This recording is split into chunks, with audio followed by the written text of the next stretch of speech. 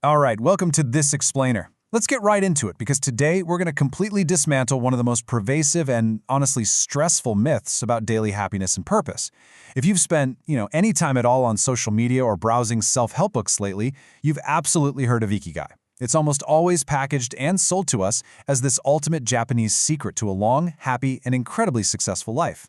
But here's the really fascinating truth we're uncovering today. Almost everything the West has been taught about Ikigai is just fundamentally wrong. We're going to look at the actual origins of the word, the hard science behind its health benefits, and how the real philosophy is literally infinitely more accessible and liberating than you might think. Okay, let's dive into this. Have you found your ultimate, world-changing, completely monetizable life purpose yet? Honestly, just hearing that question probably induces a mild sense of panic, right? Well, that is exactly the heavy pressure of the modern Western kind of hustle culture interpretation of Ikigai. We are just constantly bombarded with this idea that unless we've uncovered some singular grand mission that completely changes the world and, coincidentally pays our bills, we're somehow failing at life. It's an exhausting standard to live up to.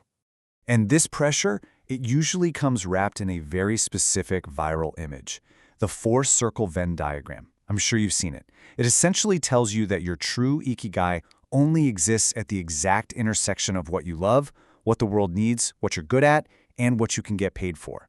Now look, while it's a perfectly fine framework for a career planning or, giving yourself an existential crisis, it is absolutely not Ikigai. This commercialized diagram has basically taken a beautiful, simple concept and turned it into a stressful, inaccessible privilege. Like, if you're doing something you love, but it isn't generating wealth, this diagram tells you you haven't achieved true happiness.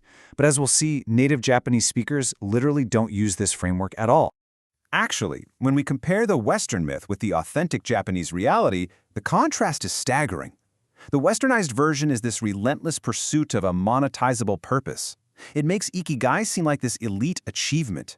But over in Japan, Ikigai isn't about professional success or financial freedom.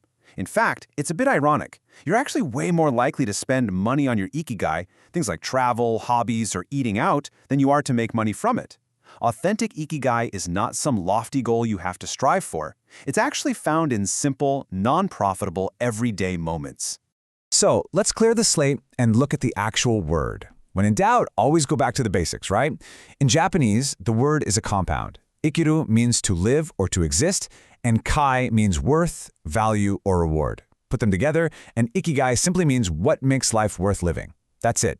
It is anything, big or small, that makes you feel happy and grateful to just be alive. It's your reason for getting up in the morning, even if that reason is literally just to enjoy a really, really good cup of coffee. To truly grasp this, we really need to talk about Mieko Kamiya. Often regarded as the mother of Ikigai, she was this incredible pioneer who studied the philosophy extensively in her 1966 book, Ikigai ni Tsuite, which translates to On the Meaning of Life. Now, her book remains largely untranslated in English, which perfectly explains why the West got it so distorted in the first place. Kamiya introduced a vital distinction here. She called the sources of our meaning, our children, our pets, our hobbies, she called those our Ikigai. But the deep, resonant emotions we feel because of those sources, the joy, the pride, that comfort, she called that Ikigai-kan. It's an entire state of mind. It's all about the feeling of life moving forward. Kamiya wrote so beautifully about this. She said, "When we wake from sleep, we are greeted by the morning. We did not create the morning. It somehow came to give us the chance to live another day." Just pause for a second and feel the warmth in that perspective. Ikigai is not a grand, ego-driven mission to conquer the globe. It's a completely accessible, daily state of mind.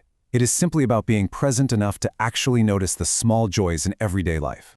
Section 1. The Science of Well-Being and How Daily Joys Literally Extend Your Life. Now you might be thinking, okay, this sounds lovely and poetic, but does it actually do anything? The short answer is yes. We're shifting gears from philosophy to hard science now. Researchers have actually been studying the physical effects of Ikigai for years. Just consider this incredibly comprehensive 2022 study published in the Lancet Regional Health.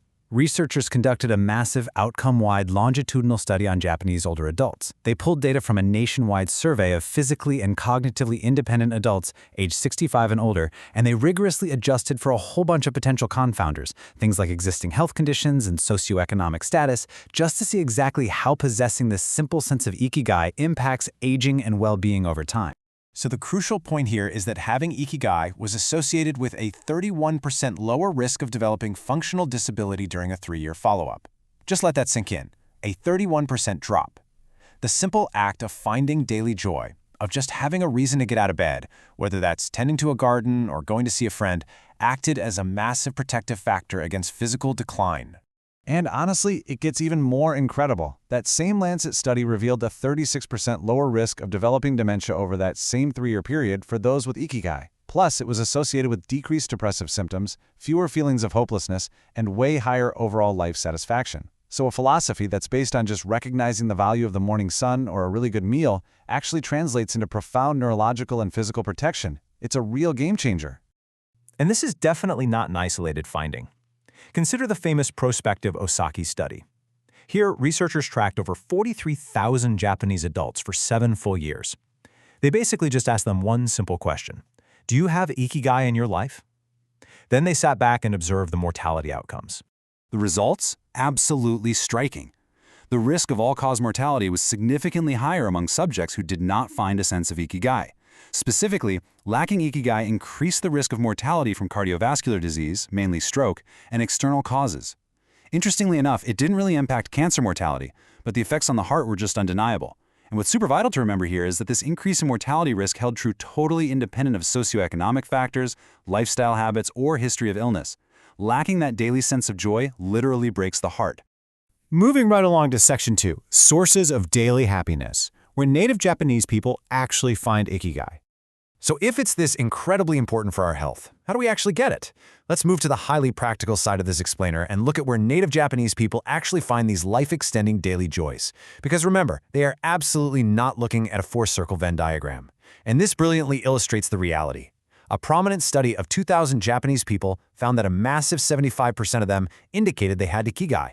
But get this, only 31% said they gained this feeling from their work. This completely dismantles the whole Western career purpose myth. I mean, if you love your job, that is wonderful. It can absolutely be a source of Ikigai. But for the vast majority of people, Ikigai is found far outside the office walls. Check this out. In a 2025 nationwide survey by Sony Life Insurance, people were asked to list their actual sources of Ikigai. You know what was number 1? Eating delicious food. That's right, the ultimate meaning of life might just be a really good bowl of ramen. We also see things like travel, visiting hot springs, listening to music, talking with a partner, playing with pets, and even supporting a favorite artist or idol. What do all of these have in common? They're ordinary, they're deeply accessible, and they're entirely not monetizable. They are all about savoring the human experience, not optimizing it for your resume. That same survey revealed something else pretty wonderful. The average Japanese person doesn't just have one Ikigai, they actually have 8 to 9 different sources. It's like a giant puzzle. Ikigai isn't one giant, overwhelming life pillar that you have to discover or else you're a total failure. It is a diverse portfolio of joy. It's an accumulation of several small, meaningful moments focused entirely on just being present in the day-to-day. Which brings us to Section 3, Reclaiming Your Joy, Integrating Authentic Ikigai into Modern Life. Let's see how this builds into our actual routines. How do we take this liberating, super low-pressure philosophy and actually integrate it into our chaotic modern lives? How do we stop chasing that stressful Venn diagram and start actually living Kamiya's Ikigai-kan? Well, it builds on a psychological concept you might already recognize, flow. Described by the psychologist Mihaly Csikszentmihalyi, flow is a state of deep immersion. If you can tap into this state, you get the absolute most out of your Ikigai. It means doing things, even mundane daily chores or a walk in the park, for their own intrinsic reward. You aren't posting it for likes, you aren't looking to get paid for it, and you're definitely not waiting for external recognition. It's this idea of living in a continuous state of bliss just by being fully engaged with whatever's right in front of you. I want to leave you with this grounding summary thought. True Ikigai allows you to completely let go of your ego. It encourages you to prioritize harmony over relentless success, to stop trying to optimize every single second of your existence, and to just live life one day at a time. It's about doing the best you can with what you have and not running so fast that you miss the sunrise or your morning coffee or just a nice chat with a friend. Because those are what actually keep you alive. So, I want to end our explainer today by asking you to just forget the pressure of changing the entire world for a minute. What small thing makes your life worth living today? Find it, savor it, and know that in doing so, you've already found your Ikigai. Thanks so much for learning with me today, and hey, I challenge you to go enjoy one of those small joys right now.